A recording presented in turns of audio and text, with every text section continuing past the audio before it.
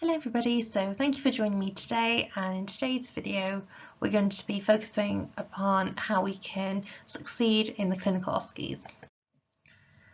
So just a little bit of information about the Medicine Guide. So I've made a YouTube channel called the Medicine Guide, and it's got a series of videos such as how to be successful in the pre-clinical years at medical school, how to get the most out of hospital placements, how to get the most out of GP placements, and how to be successful in the clinical years at medical school themselves. So if you enjoy my video today, if you enjoy my previous videos, then please give me a thumbs up, subscribe to my YouTube channel, post in the comment section below, and also please share this video with your friends. So without much further ado, let's get started. So these are the three key aspects of your clinical OSCEs. So you will have an OSCE involving a patient consultation, you will be asked to perform a clinical examination, and you will be asked to perform a clinical skill as part of your clinical OSCEs. Okay?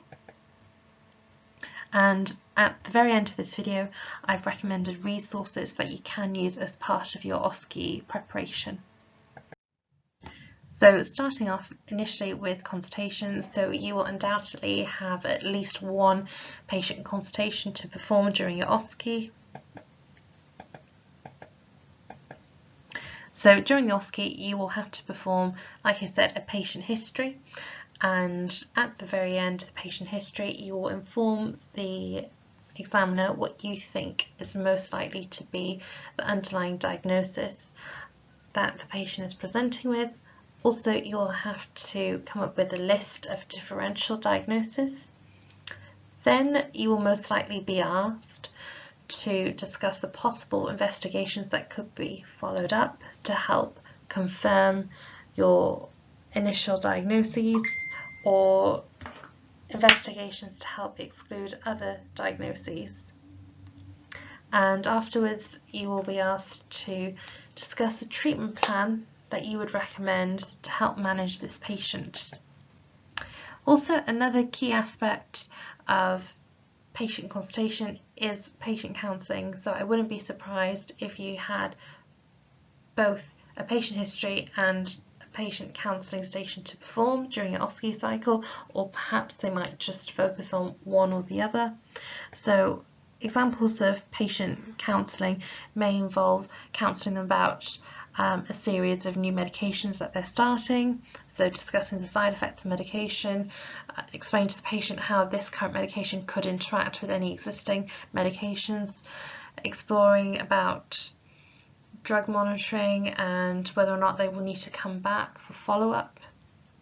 Also counselling patients about any complications with a current health condition. So for instance, you might have an obs and gynae station where a woman is presenting with placenta previa, which is a low-lying placenta. So you might be asked to discuss the implications of a placenta previa and how that will affect the possible ways in which she can deliver her baby. So for those that have studied obs and gynae, those students will know that women who have a placenta previa should not, under any circumstances, undergo a vaginal delivery. So in this situation, perhaps you might need to counsel her about what exactly is a placenta previa, how does that affect the rest of her pregnancy, and potentially counsel her about considering a C-section delivery. So that's an example of the possible forms of patient counselling which you might be asked to do as part of your OSCE. Okay? So undoubtedly you will definitely have at least one station in your OSCE where you'll have to perform a clinical examination, and at the end you'll have to discuss your differentials from the investigation, and this is based upon the clinical signs that you've listed during the examination. And then you might be asked questions such as what possible investigations would you like to perform, and what is the possible treatment plan that you would like to propose. And then the clinical examination may be followed up with interpretation of data. So it might be that you're asked to perform an ECG.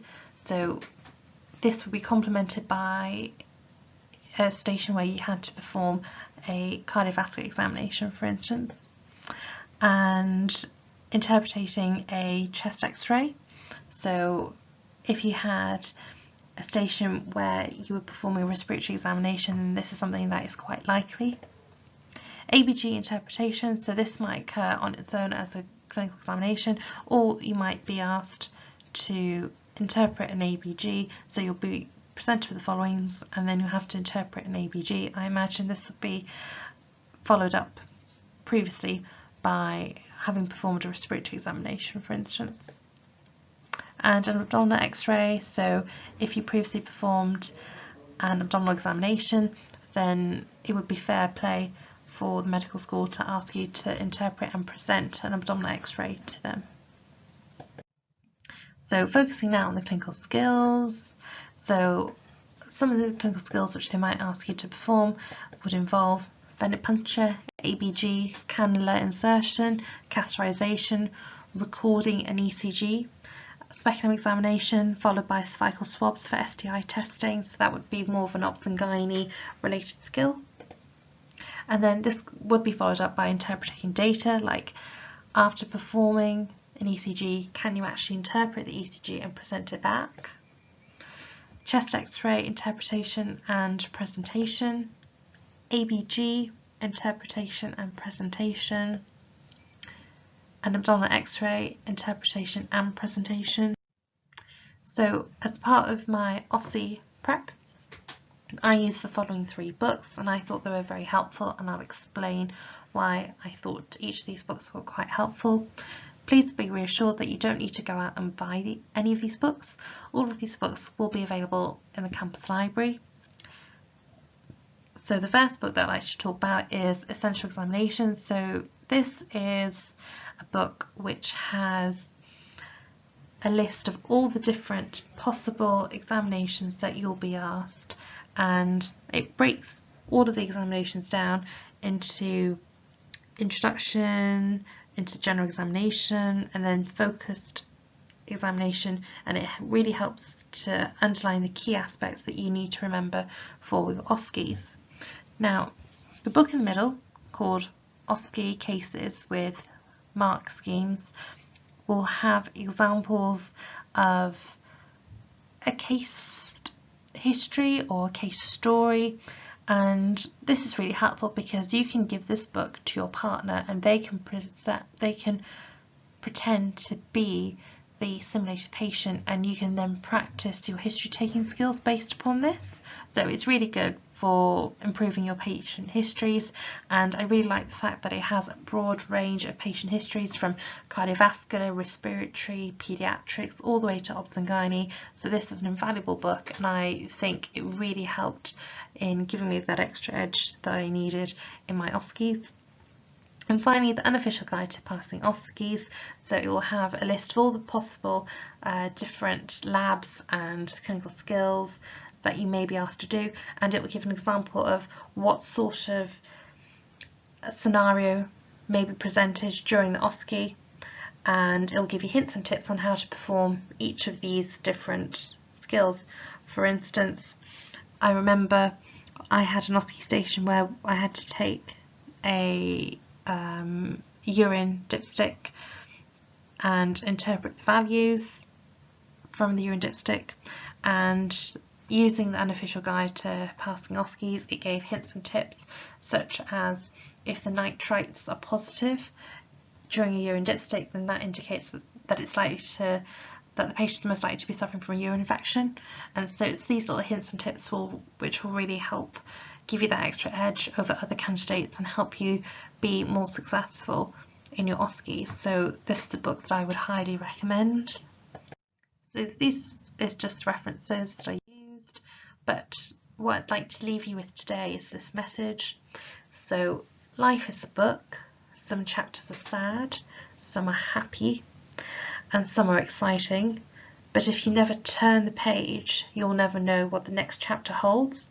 So even if one OSCE station doesn't go to plan, then please try to remain calm, take deep breaths, and remember that the next OSCE station is a brand new start, and try to enter the next station with positive energy, because although the previous one may have gone a little bit rocky, as long as you continue on improving yourself and bettering yourself, hopefully all of your OSCE stations afterwards will go very well, and overall you will pass. So I know that's sometimes easier said than done, but I just want you to remember that every new OSCE station is a new opportunity for you to improve yourself and redeem yourself. So thank you for watching my video today. If you've enjoyed my video, then please give me a thumbs up, subscribe to my YouTube channel, share this video with your friends, and post in the comment section below. So I'd just like to thank you for watching this video, and I wish you all the best for your OSCE. Please let me know how it goes, and best of luck again. Thank you very much for watching my video.